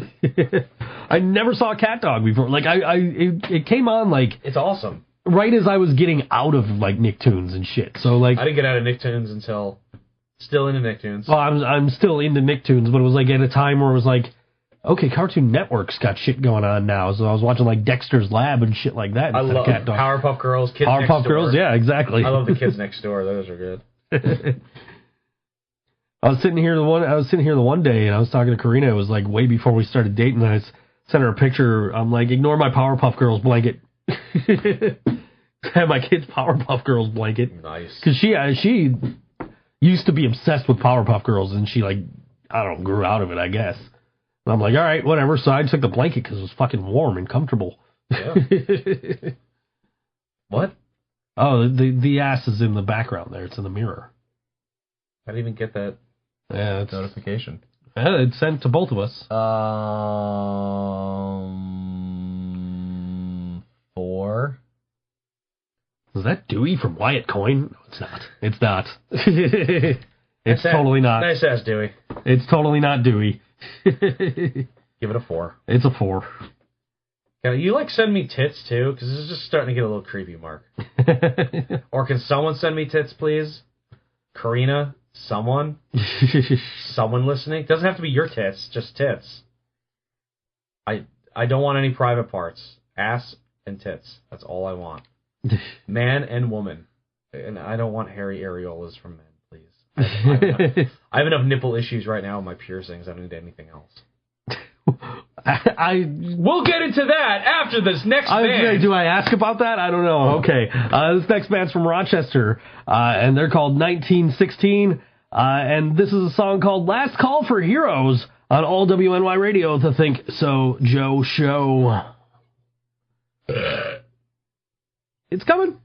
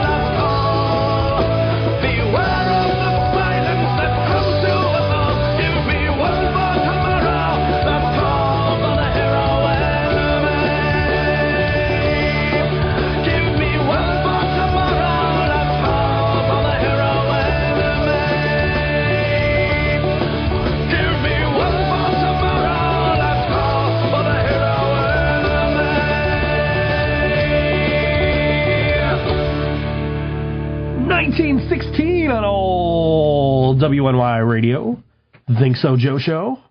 I really dig that band, man. They're a really good band. You should get them to play a show. I am attempting to do so. So, what's this about your you having problems with your nipples? Oh, excuse me. Yeah, we've talked about that before on the show. Actually, it's just my body doesn't like piercings, so they sometimes will get infected, and usually it's something simple. So it's like, oh, let me just clean them and shower, because I'll shower. I usually shower like every other day or something. Sure. And then I'll clean them every time. But it was like, oh, I'll just shower every day and then I'll just clean them. And then now it was like, okay, well, I'll use my spray. My buddy's girlfriend took my spray because she got her nipples pierced, and because I was telling her, I'm like, yeah, my spray's great, and she's like, well, they don't sell that anymore. And she just went in my bathroom and took it without telling me. And really? And then 2 weeks later, it was like, shit, now I need it. And she's like, oh, well, I used it all. But it worked great for me. I'm like, oh, that's wonderful. But, and then yesterday, I was like, okay, well, let me just take some hydrogen peroxide and see how bad it is. And I did not realize how fucking bad it was, because it stung for an hour after fucking putting hydrogen peroxide on there. So, I woke up this morning and was like, so I bought you some stuff. So she bought me from the company that has a really great sea salt spray. It's, it's called H2O is the company or something, but they got me that, and then they got me a foam body wash. She got me a foam body wash from that same company, and then she also got me a lotion or something that should help. So when you guys think of me just putting lotion slowly on my nipples. So I already think of that when I think of you. Yeah. All I want, I was just so pissed because I was talking about nipples are supposed to be the cheap body modification, and tattoos are supposed to be the expensive thing. I've spent more money on my nipple piercings than I have on all the tattoos on my body combined. See, because you're paying for aftercare, and when you get a tattoo, you just get the aftercare is you buy lotion. Yeah. Or you just don't do anything. True. You just let it crack. True. But yeah, I'm peeved. I really need to get more ink, but I just keep spending money on gear. Yeah. That seems to be a common consensus right now is I need more ink. Yeah, well, it's been July of 3 years ago was my last tattoo. Oh, wow. You definitely need more ink. You need some ink therapy, dude. Well, because, I got, the guy did my F-holes in my arms. He's like, I'll do these for free, and then, next time get another tattoo, and then I'll shade them in for free. So, he's like, yeah, because an F-hole is, whatever, and it's just, you can't reuse the ink. Right. So he's like, so I'm going to get the ink, and then I can just shade it in, and now I'm like, well, I want this tattoo, and I want this tattoo. I want another band on me. I want the Who on me. Sure. So, and I think I want to get the quote,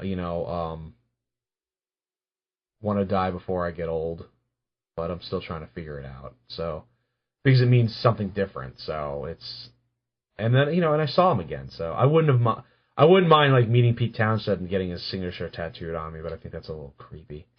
My friend did it. People do it though. My friend has Roman Reigns tattooed on her. Really? She loves Roman Reigns. I posted the thing. She just saw them this past Monday. She went there. And she cut out this Roman Reigns t-shirt where it's just her tits are just fucking hanging out and shit, and apparently they didn't stop her.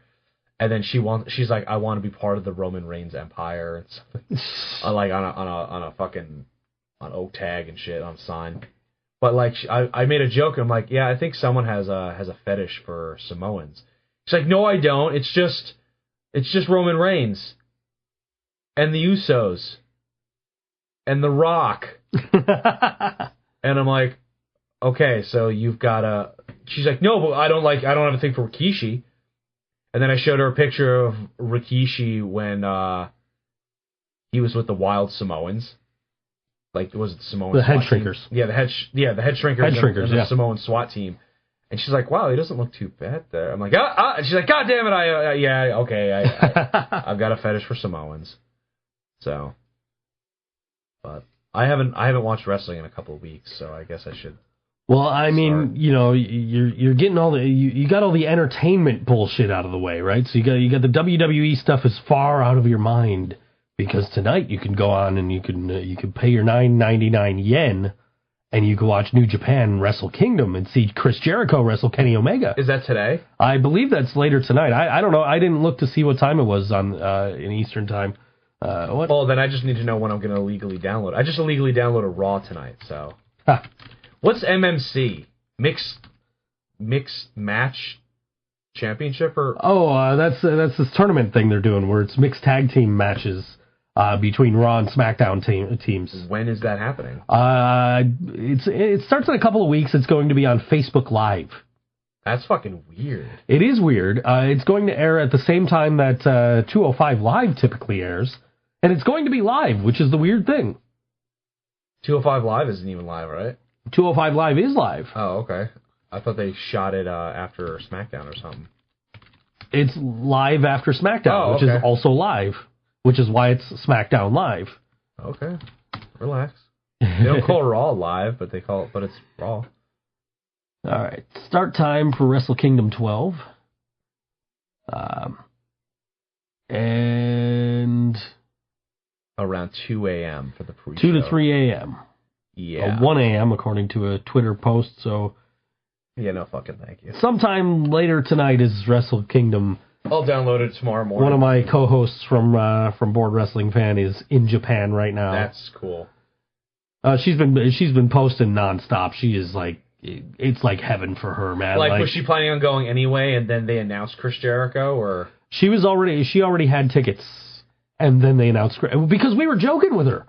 Because it was like, oh, well, you know, I don't speak a word of Japanese. I'm going to Japan.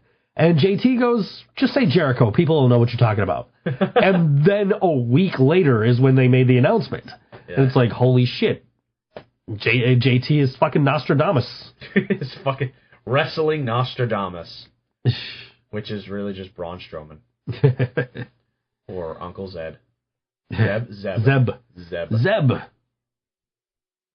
And that's what it was. He was Uncle Zeb when he was Justin Hawk Bradshaw, right? Yeah, it was Uncle Zebekiah, and then he became Zeb Coulter when he linked up with Jack Swagger and Cesaro and what the fuck ever. And now he's back to Dutch Mantel. Yep. Because that's a better name anyway. How is Dutch Mantel a better name? That's the funny part. Because that's what he was going by before. Yeah. And that's what everybody knew him as. But in WWE, he's Zeb. Yeah, he never wrestled in WWE. No. For the most part. Well, I mean, you know, he was in like tag team matches and shit with some of his people. Like, I was at one of his tag team matches, I think. Maybe. That was before Justin Hawk Bradshaw became a Blackjack Bradshaw. Jeez. With Blackjack Wyndham. Oh, God. Yeah, anytime that you see new in the WWE, run. I don't know, I like the new Rockers. God, a clean-shaven Al Snow is just so fucking... so great. Leaf Cassidy. You know where they got that name from, right? From David Cassidy and Leif Garrett. Yeah, right. Yeah. Wow, way to go. Yeah, I know some stuff. Oh, well, I'm not completely devoid of pop culture references. Well, if you think you know some stuff... Oh, God, he's got the cards again. Okay, well... At the 1995 Survivor Series, the first man eliminated from the Donna's Underdog was Tom Pritchard, Barry Horowitz, or Skip. Skip. I'm going with Dr. Tom Pritchard, And it's Tom Pritchard. Jeez. The champion at the 1990 Survivor Series was Ultimate Warrior, Randy Savage, or Bret Hitman Hart. 1990 Survivor Series would have been the Ultimate Warrior. I'm going with Warrior. Yep. Who managed the Twin Towers at WrestleMania 5? That's a good question. Slick. Yeah. Yeah. Had to think about it for a second. He's a jive soul bro. At WrestleMania 9, Mr. Perfect was attacked by Crush, Doink, or Shawn Michaels. WrestleMania 9, Mr. Perfect was attacked by Shawn Michaels. I agree, and that is true. At the 1995 Survivor Series, the Body-Donna's surprise team member was Zip, 1-2-3 Kid, or Goldust. Goldust? I'm going 1-2-3 Kid. 1-2-3 Kid! It was clearly not Zip. At WrestleMania 9, Mr. Perfect battled Doink, IRS, or Lex Luger. Lex Luger. Yep. At the 1990 Survivor Series, the tag team on Ultimate Warrior's team was Bushwhackers, the Rockers, or the Legion of Doom. Legion of Doom. Yep. The Steiner brothers came from what university? University of Michigan. Yes, that's weird. It actually says the answer underneath the question, not on the back. That's weird. Yeah, that is weird. Whatever. Who faced Jake Roberts in the WrestleMania 4 tournament? Rick Rude. Wow. That's impressive, man. At 1995 King of the Ring, Mabel's second round opponent was Shawn Michaels, the Roadie, or no one? No one. Yep. Nice. I can't believe you got that one. At the 94 Royal Rumble, who accompanied Bam Bam Bigelow to the ring? Shawn Michaels, Luna Vachon, or Diesel? At which Royal Rumble? 1994. 1994 would have been... This is an easy one. Is it Luna? Yeah. Okay. Because I'm trying to think, because I think he allied with Diesel after the whole Lawrence Taylor thing. Well, here's the thing, because the way you have to look at it as Luna Vachon accompanied him in the 1994 WrestleMania 10. Okay, yeah, because that was what I was trying to come up with was which WrestleMania was that year, and yeah, WrestleMania 10. So you are absolutely right. And then 94 was when Shawn Michaels eliminated Diesel. And he said it was by accident, and then Diesel, and that's when Michaels eliminated himself, and then was backing off all the way into the back with Diesel. And then 11 was the WrestleMania where Bam Bam fought LT. Yep. Okay. At the 1991 Royal Rumble, the Ultimate Warrior's opponent was Undertaker, Jake Roberts, or Sergeant Slaughter. Sergeant Slaughter. Man, I think you got that. Okay. Well, that was where he lost the title. Yep. Randy Savage came out and smashed him over the head with that scepter. Okay, what wrestler starred in Richard Pryor's movie called Moving? Oh, he doesn't know everything about wrestling. I know about wrestling. I don't know about movies. I know this one. I don't know this one. King Kong Bundy. Oh, okay. Yep. Okay. At the 1988 SummerSlam, who was Gorilla Monsoon's broadcast partner? Jesse Ventura. Superstar Billy Graham. Really? Superstar Billy Graham! Boom! Should I do that? Yeah. Who did Shawn Michaels defeat to qualify for the 95 King of the Ring? Jeff Jarrett, Goldust, or King Kong Bundy? King Kong Bundy. How did you get that one? Just picturing him wrestling any of those guys around that time frame, and he would have been feuding probably with the $1 Million Corporation.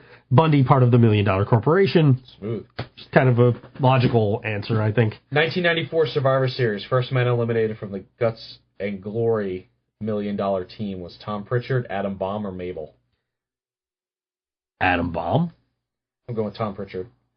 Tom Pritchard! Tom Pritchard's the answer to everything, apparently. What was the second match of the Royal Rumble? The Rumble, Big Boss Man versus the Barbarian, or the Bushwhackers versus the Beverleys? Well, it clearly wasn't the Rumble. Not the tag team. What was the other one? Boss Man Barbarian. Boss Man Barbarian. Yep. Who teamed with Rocky Johnson to win the WWF Tag Team titles in 1983? Tony Atlas. What was at 1992 SummerSlam? Who was Kamala's opponent? At the 1992 SummerSlam? Yeah. Kamala?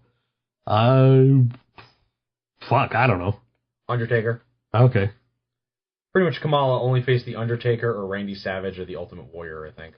Sure. So, and then they got rid of him, so then they needed another black guy, so they got Papa Shango. Huh.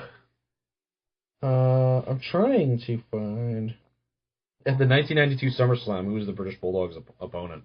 1992 SummerSlam, was that the one with Bret Hart in London? Yeah. Yeah. What country did the late, great Andre the Giant hail from? France. Yep. Did you catch the... I don't know how big you are into street art, but did you check out the Obey Giant Shepard Fairey documentary? No. That's it was pretty good. I caught it on I don't know if it was Prime or like Hulu or something. But the guy that did the Obama Hope poster, Shepard Fairey. Oh, okay. His original claim to fame was these Obey Giant posters. Okay, well, I know of the Obey Giant posters. Right. So this was like a documentary of his like rise through street art and like into doing the Hope poster and getting sued by the Associated Press and shit like that. How do you get sued from the Associated Press? Because the picture that he used for the Hope poster was a Associated Press photo. Oh. And he did not have permission to use. Wow. So they tried to sue him for like a shit ton of money when it would have cost him like $300 to register to use the picture. Nice. So they were trying to sue him for a shit ton of money, and they settled out of court. Spoiler alert for anybody that hasn't seen the film. But I love street art. So when I saw there was a street art documentary, I'm like, I'm watching this. There was this. I walked downstairs, and Lily was just started this documentary, and it was about. I thought it was about artists. So I was like, and it talked about a couple of different artists that are very well known, and I was like, oh yeah, and I'm like, oh, I know that guy, and I know that piece, and I know this artist, and I'm like, and I was like, oh, this is really cool, and then it got into this really weird, and then they started talking about the art dealers, and then the art managers, sure, and it got really depressing by the end of it all. Because it was just like, yeah, so art really doesn't mean art anymore. And I was like, oh. And then it was funny because as it's going on, I'm telling Lily, I'm like, they don't understand they're in this bubble. And they're in a bigger bubble because they're able to control it a lot better. But they're in this bubble just like the music industry. And I give it about 50 more years and this bubble's going to burst. And then like 10 minutes after me saying that, this guy goes, yeah, they're in this bubble and I'm giving it about 50 more years and this bubble's going to burst. And I'm like, yeah, Brian knows what he's fucking talking about. Obey Giant, the art of Shepard Fairey. Shepard Fairey. I'm trying to find the name of the documentary. Just because I don't know if it was Obey Giant, but you probably go on his website; it would probably tell you. You're probably right. It is Obey Giant. It's now streaming on Hulu. So yeah, I appreciate street art. I appreciate a good documentary. I thought that was a good combination of the two. The fact that I have a Banksy tattoo is because I've watched Exit Through the Gift Shop about 6 billion times. And the Simpsons episode that was based off of it, Exit Through the Quickie Mart. And then, what do you call Mark Hoppus from Blink-182 actually found a Banksy. Did he? Yeah, I forgot. He was in, he was just in, it was right outside of London or something, because he lives in England. And, sure.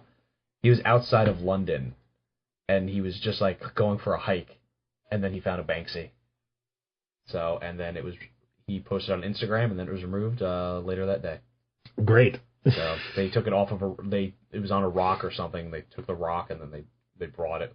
It's like, there's a reason why you put it there, guys. Like, yeah. Someone probably just stole it, and they're like, yeah, I can sell a Banksy now. It's on this giant fucking rock. Yeah, right. But funny story about my Banksy tattoos. I got the guy. He painted on a brick wall. There's a guy sitting there with a sign that says, keep your coins, I want change. Yeah. And I'm walking up Elmwood the one day, and there's this little poster shop there on Elmwood. And just right in the window, there's this Banksy print.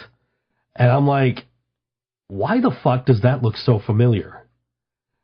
And I was with my ex at the time, and she goes, because it's on your arm, dumbass. That's fucked up. Yeah, I own the print now. It's, right back behind you there. I haven't found a place to put it, but I own it. It's scary that you didn't realize it was on your arm. I had just gotten it too, so it was like, why do I know that? Like, oh, okay. Yeah. I already wrote down what I thought. Did you? I didn't see you. Oh, you said 6. Okay, yeah, I'll agree. Hey, see, I'm ahead of the curve. You are ahead of the curve. Man, that's a really short song. It is a really short song, so we still have like 4 minutes to kill. Jesus. So let me tell you about that time I lost my virginity. Oh God. It was a quiet day. It was a warm day. No, I'm not going to talk about when I lost my virginity. I lost my virginity to Wish You Were Here from Incubus. Did you? And then the next time I had sex, it was to Rape Me by Nirvana. Ah. You weren't being raped at the time. No. Okay. Neither was she. Neither was she. Okay. Lady Laura Moore, you fall asleep a lot. You should see a doctor. Yeah, she said that 34 minutes ago. Yeah, I didn't see it until just now. I don't pay attention to Lady Laura Moore. I do fall asleep a lot. That is true. But you also keep really weird hours. I do keep really weird hours. That is also true. It was funny because... You know what's going to suck is going back to work tomorrow. I haven't been to work since last Thursday. So going back to work tomorrow is going to suck. I there's no way I'm going to get enough sleep before I go to work because I have so much shit I have to do tomorrow. Yeah, like I went to Lily and I was telling her, I'm like, yeah, you know, this guy wants me to call him for this job Friday, and she's just like, I'm like, but it's Rochester, so and I know I'm going to have to wake up really early. And she goes, so what are you going to do? I'm like, if I'm not getting paid at least $200, I'm not fucking doing the show. And he's like, yeah, so it's going to be about 10 hours, and you'll get paid $20 an hour. I'm like, God damn it, now I got to go fucking work. Got to go to Rochester. And I'm like, oh, Karina just wanted me to fucking drive her. That's all. No, she wanted to get you to work. That's I appreciate someone trying to get me fucking work. Yeah, no, she legit was trying to get you to work more than, because she would have been able to get there. It was just, maybe Brian would want to work too. Hell yeah. Brian needs fucking money. Exactly. So she was thinking of you, and she thought Brian might want money, and Brian might want to work. Let me get a hold of Brian. So there you go, man. She's looking out for you. I like living in my house, so I got to make sure the taxes are paid. Yeah, right. So, and if anybody's interested, I'm selling a guitar and an amplifier. I'm selling the guitar it's a Gibson ES339. Hollow body, Guitar Center exclusive. It plays amazingly with Gibson Dirty Finger humbucker, and it's $850 with a hard shell case that locks. And then I'm selling a Trainer 50-watt tube head that also can go down to 15 watts, and I'm selling that for $450. And it was retubed 18 months ago, but it's really just hung out in my studio, and I've rarely used it. So. Just letting everybody know. Letting 3 listeners know, because I need fucking money. Because I bought a PRS guitar, and it's taking way too long to sell the other guitar. Yeah. So, and then I got to buy another PRS guitar. Because I need to have a backup to that one. So. Right. And then I think I'm done buying gear for a little bit. Until, my studio starts picking up for some reason. I got to learn how to auto-tune, because I'm starting to do more vocals, and Yeah, I haven't gotten around to checking out the new Silence the Cynic EP. Thanks. I've been meaning to. I just haven't had a chance yet. I'll get to it. It's okay. Yeah. My side project called Silence the Cynic, which right now it's just me. And if I have 4 songs out. You can get them pretty much anywhere digital music is sold or streamed. I actually just downloaded Spotify. It's apparently a hit in Germany. There's since Another Christmas Song was released December 10th, I've had over 5,000 streams in Germany. So I'm the next David Hasselhoff. Nice. Which I'm okay with. Go Brian. But let's get out of here. But yeah, so check out Silence the Cynic, and let's play a song from an awesome band. Yes, the Kennedy Carpool. I love these guys, man. I'm so glad I've got to book them later on this year with some other awesome bands. Super awesome bands. Some of them suck. Nah, they don't suck.